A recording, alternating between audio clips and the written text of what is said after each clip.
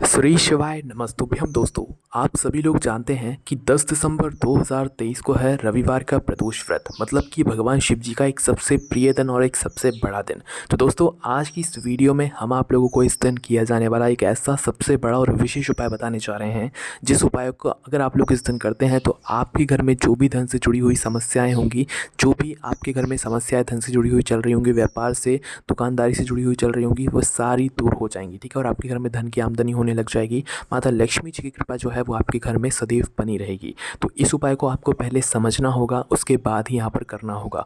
और इस उपाय की सबसे अच्छी बात ये है, सबसे खास बात ये है कि ये उपाय हर प्रदोष को नहीं किया जाता है। ये सिर्फ और सिर्फ रविवार के दिन पड़ने वाली इस प्रदोष व्रत के दिन ही किया जाना है, जो कि इस बार पड़ रही है 10 दिसंबर 2023। जिस दिन है रविवार और प्रदोष का व्रत भी है, तो इसीलिए इसे हम रविवार का प्रदोष व्रत यहाँ पर मान रहे हैं। तो इस रविवार की प्रदोष व्रत के दिन किए जाने वाला ये वाला उपाय आप लोगों को इस दिन ज़रूर करना है, अपने घर में धन संपदा को बढ़ाने के लिए और अपने व्यापार बिजनेस दुकानदारी को भी बढ़ाने के लिए। तो करना क्या है इस उपाय में, वो आप लोगों को ध्यान से सुनना है, उसके बाद ही यहाँ पर करना है। तो देखिए दोस्तों, इस उपाय में आपको जो है यहाँ पर 3 बेलपत्र की आवश्यकता होगी। 3 बेलपत्र के अलावा और इस उपाय में आपको किसी चीज़ की आवश्यकता नहीं होने वाली है ना। और इस उपाय को घर का वो व्यक्ति करे जिस व्यक्ति के ज़रिए से आपके घर में धन आता हो, लक्ष्मी प्राप्ति आती हो। जो व्यक्ति जो है यहाँ पर नौकरी करते हो, व्यापार हो, बिज़नेस हो, दुकानदारी हो, वो खुद अपने हाथों से ये वाला उपाय करें। उनका व्यापार बिज़नेस भी अच्छे से चलेगा और घर में अच्छे पैसों की आमदनी भी होना शुरू हो जाएगी। ठीक है, तो करना क्या है, सबसे पहले 3 बेलपत्र आपको जो है इस दिन यहाँ पर तैयार करके रख लेना है। किस दिन? रविवार की प्रदोष व्रत के दिन 10 दिसंबर 2023 को। और इस उपाय को आप सुबह भी कर सकते हैं, शाम के समय भी कर सकते हैं, कोई दिक्कत नहीं है। क्योंकि प्रदोष व्रत का जो दिन होता है, उसका जो प्रदोष काल का जो समय होता है, वो भगवान शिव जी को बहुत ज़्यादा प्रिय होता है। ठीक है, तो करना क्या है, इस उपाय में आपको 3 बेलपत्र तैयार करके यहाँ पर रख लेनी है। 3 बेलपत्र को आपको क्या करना है कि भगवान शिव जी के मंदिर लेकर जाना है।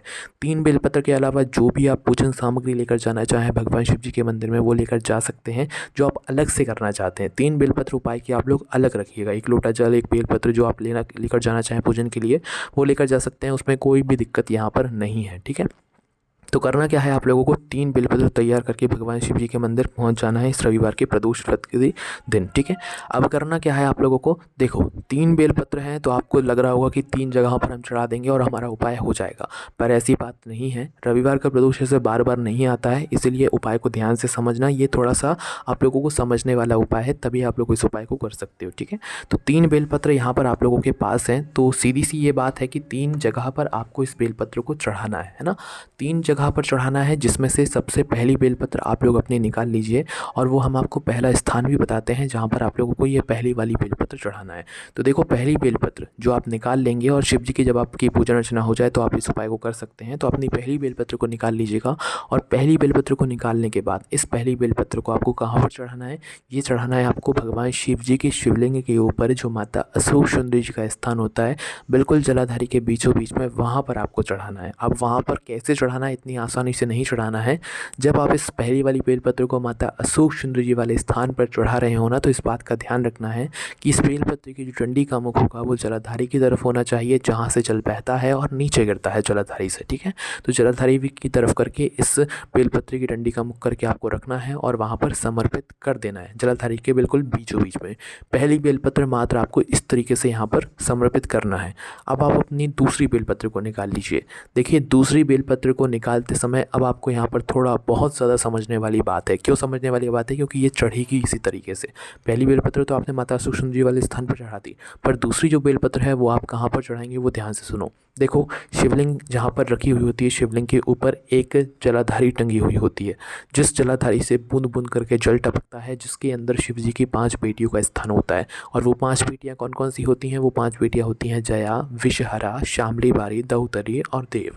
ये 5 बेटियों का स्थान उस पात्र में होता है जिससे शिवलिंग के ऊपर बूंद बूंद करके जल टपकता है। ठीक है, तो आपको क्या करना है, तो देखो, आपने जो अपनी दूसरी बेलपत्र निकाली है ना, इस दूसरी बेलपत्र को आपको उस जल पात्र से छुआना है जिसके अंदर शिव जी की 5 बेटियों का नाम है, या बूंद बूंद करके जिस पात्र से शिवलिंग के ऊपर जल टपकता है। तो आपको क्या करना है कि 5 बेलपत्र आप लोग तो आपको क्या करना है कि यह अपनी जो दूसरी वाली बेलपत्र है, इस दूसरी बेलपत्र को आपको उस पात्र से छुआ लेना है, ठीक है। छुआना है या स्पर्श कराना है, और जब तक छुआ कर रखना है जब तक आप शिव जी की इन 5 बेटियों का नाम अपना स्मरण ना कर लें, ठीक है। जैसे कि उदाहरण के लिए समझो, दूसरी बेलपत्र आपने ली और दूसरी बेलपत्र को लेकर आपने जलाधारी से टच कर लिया, उसे छुआ लिया, और छुआते समय आप लोगों को ये शिव जी की 5 बेटियों के नाम बोलने हैं मन ही मन में या मुख से। जया, विषहरा, शामली बारी, दौतली और देव, ये 5 नाम लेकर आपको इस बेलपत्र को उस जलपात्र से छुआना है, ठीक है। और जब तक आप ना इन 5 नामों को बोलो, आपकी ये दूसरी बेलपत्र आप कहीं पर नहीं चढ़ा सकते, इस बात का ध्यान रखिएगा। इसलिए इन नामों को लिख लेना, जया, विषहरा, शामली बारी, दौतली और देव। इन 5 नामों का जैसे ही आप लोग उस बेलपत्री को जो है जलाधारी से छुआ कर स्मरण कर लें, फिर आप उस बेलपत्री को उस जलाधारी से दूर कर लें, ठीक है। अब यह बेलपत्र इस तरीके से स्पर्श कराकर शिव जी की 5 बेटियों का नाम लेकर फिर आप इस बेलपत्री को कहाँ पर समर्पित करेंगे? शिवलिंग के ऊपर समर्पित करेंगे, ठीक है। कहाँ पर? जो शिवलिंग होती है, शिवलिंग के ऊपर ही समर्पित करेंगे। अब दोस्तों, बहुत सारे लोग ये भी कहेंगे कि भाई हमारे जो शिव जी का मंदिर है हमारे पास में, वहाँ पर जलाधारी नहीं टंगी हुई। तो कई जगह ऐसी होंगी जहाँ पर हटा दी गई हो या नहीं लगी हुई हो, तो उस स्थान पर हम इस उपाय को कैसे करें? दूसरी वाली बेलपत्र को कैसे चढ़ाएं? तो उस स्थान पर आप लोग ये कर सकते हैं कि भले ही आपके उस मंदिर में जलाधारी ना टंगी हुई हो, पर आप शिव जी की 5 बेटियों का नाम तो ले ही सकते हैं ना। तो उस स्थान पर मात्र आप अपने हथेली में उस बेलपत्र को रखकर और स्मरण करना है कि आपके पास में वो जलाधारी टंगी हुई है और आप उसे स्पर्श करे हुए हो। ऐसा स्मरण करते हुए आपको मात्र शिव जी की 5 बेटियों का नाम ही ले लेना अगर जलाधारी नहीं है तो, और नाम सही लेना है जया, विषहरा, शामली बारी, दौतली और देव। ये 5 नाम लेकर आप शिवलिंग पर इस दूसरी वाली बेलपत्र को आप चढ़ा सकते हैं, ठीक है। अब ये जो दूसरी वाली बेलपत्र जब आप चढ़ाएंगे ना, इसकी डंडी का मुख किस साइड होगा? आपकी विपरीत दिशा में होगा। मतलब कि जिस तरफ से आप इस बेलपत्री को चढ़ा रहे हैं ना, उस तरफ इस बेलपत्री का डंडी का मुख नहीं होगा। आपके सामने की जो दिशा होगी उस तरफ करके आपको इस बेलपत्री की डंडी का मुख समर्पित कर देना है, ठीक है। मतलब उस तरफ आपके सामने वाली दिशा में इस बेलपत्री की डंडी का मुख होना चाहिए और इस बेलपत्र को आप फिर शिवलिंग के ऊपर समर्पित कर दें, ठीक है। तो यहाँ पर आपकी 2 बेलपत्र समर्पित हो चुकी हैं। अब आपके पास तीसरी और आखिरी बेलपत्र बची हुई होगी, जिसको आपको बहुत ध्यान से सुनना है कि कहाँ पर समर्पित करना है। तो देखो, आप अपनी अब तीसरी बेलपत्र निकाल लो। तीसरी बेलपत्र को निकालने के बाद अब इसको कहाँ पर समर्पित करना है वो सुन लो। पहली बात तो यहाँ पर शिवलिंग के ऊपर ये कहीं पर भी समर्पित नहीं होगी, इस बात का आप लोग ध्यान रखना। बस यहाँ पर एक छोटा सा काम आप लोगों को इस तीसरी बेलपत्र से करना होगा। तीसरी बेलपत्र आप लोगों को निकालना है और माता जगदम्बा जी का हस्तकमल देखना है। क्या करना है? माता जगदम्बा जी का जो हस्तकमल होता है वो देखना है। कई सारे लोग नहीं जानते होंगे, तो उनकी जानकारी के लिए हम बता दें कि माता जगदम्बा जी का जो हस्तकमल होता है वो जलाधारी के पास में ही होता है, ठीक है। मतलब जलाधारी होती है, जलाधारी के ऊपर शिवलिंग रखा हुआ होता है, शिवलिंग का एक कटी भाग होता है गोलम गोल। तो शिवलिंग जलाधारी के ऊपर जिस स्थान पर रखा हुआ था उसके पास का जो गोलम गोल कहीं पर भी जो भाग होता है वो माता जगदम्बा जी का हस्तकमल रहता है, ठीक है। तो जलाधारी के ऊपर जहाँ पर शिवलिंग रखा हुआ है, शिवलिंग के पास में कहीं पर भी आप लोग जो है इस तीसरी वाली बेलपत्र को मात्र छुआ लें, मात्र स्पर्श करा लें। रखना नहीं है, समर्पित नहीं करना है, मात्र छुआना है।